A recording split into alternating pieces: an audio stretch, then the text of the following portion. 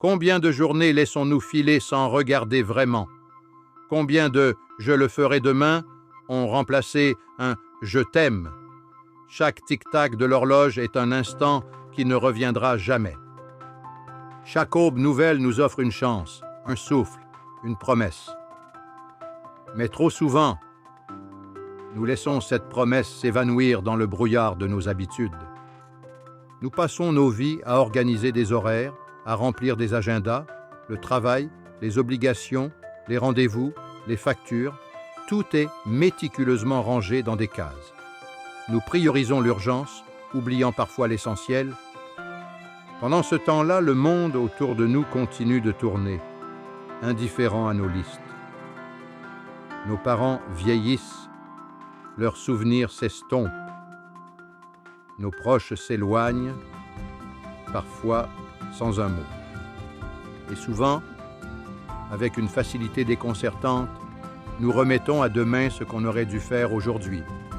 Un appel, une visite, un simple geste d'affection. On reporte un appel parce qu'on est fatigué ou trop pris par nos propres pensées. On balaye d'un revers de main un rappel d'anniversaire, pensant qu'il y aura toujours un autre moment. On n'écoute pas les conseils de ceux qui ont vécu avant nous, persuadés de tout savoir. On évite de dire « je t'aime » par pudeur, par peur d'être ridicule ou vulnérable. On se dispute pour des détails insignifiants, puis on n'ose pas réparer les ponts. La fierté devient un mur infranchissable. Pendant ce temps, quelqu'un attend, peut-être au bord d'une fenêtre, le cœur lourd d'une absence.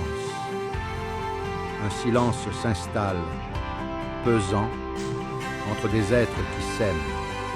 Puis un jour, il y a ce réveil brutal, cette déchirure inattendue. Une absence se fait sentir, une maison paraît soudain plus grande, une chaise reste désespérément vide. Le monde s'arrête et nous nous retrouvons seuls avec des souvenirs qui brûlent, des si seulement qui résonnent dans le vide. On se dit « j'aurais su, j'aurais dû, j'aurais pu ». Mais le temps, lui, ne revient pas en arrière. Le regret s'installe, lourd et silencieux, comme une ombre persistante. Il nous rappelle ce que nous avons laissé filer, ce que nous n'avons pas osé faire. Ce n'est pas pour culpabiliser, mais pour réveiller les consciences. Le temps n'est pas une ressource infinie, il s'écoule sans relâche. Le travail, les obligations, ce n'est pas la vie elle-même, c'en est seulement une partie.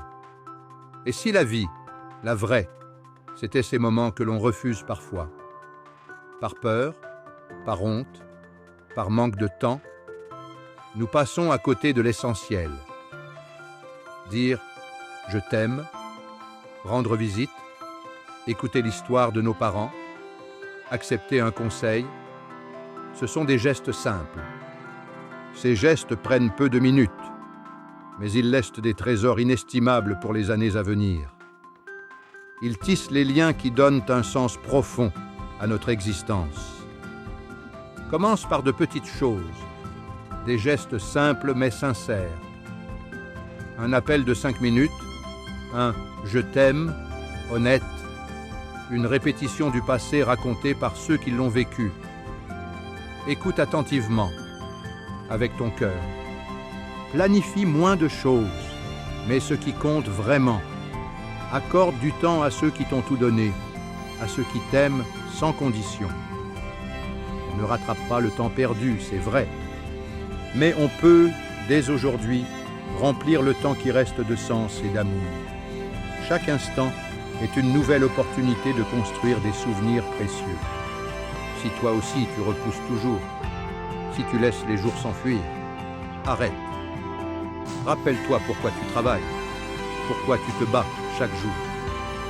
C'est pour vivre pleinement, pas pour accumuler des regrets. N'attends plus.